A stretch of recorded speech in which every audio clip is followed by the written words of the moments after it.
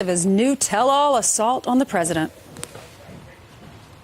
If it felt like you were working for a mob boss, were you surprised that you got whacked? Because that's what they do.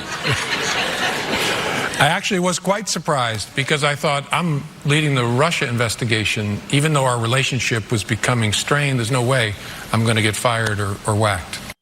Well, it didn't turn out to be right. Here for its reaction, former special counsel to President Bill Clinton, author of The Unmaking of the President, Lanny Davis. Lanny, good morning to you. Good morning.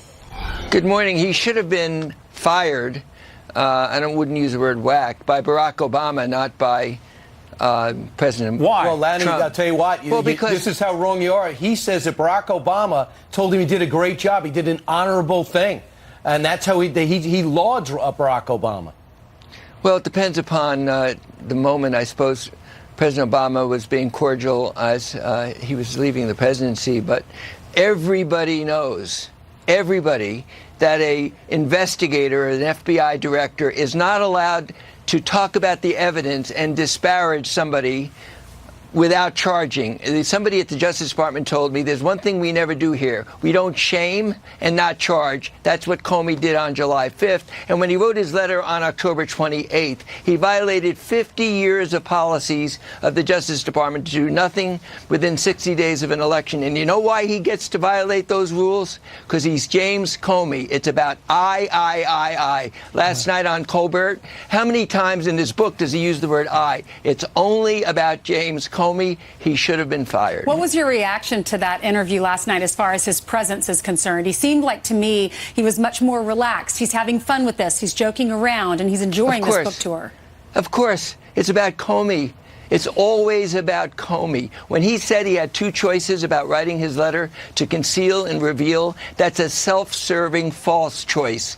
Deputy Attorney General Rod Rosenstein and every other lawyer that I've talked to says it's a false choice. You're an FBI investigator. You keep quiet. It's not called conceal. It's called following the rules of due process. Sure. But only James Comey gets to decide to break the rules of the Justice Department, of due process. You know why? Lanny, he's James Comey. Look, he broke the rules. If you listen to him and you read the book, he broke the rules to save American justice for the most part. Oh, to save whatever James Comey says is American justice, because he doesn't have to follow the rules. He works for the Attorney General. He said, well, she was compromised because of the tarmac visit of President Clinton. He always forgets to mention Sally Yates, the Deputy Attorney General. He was not allowed to send that letter without getting her permission. He always forgets to mention that Sally Yates was his boss.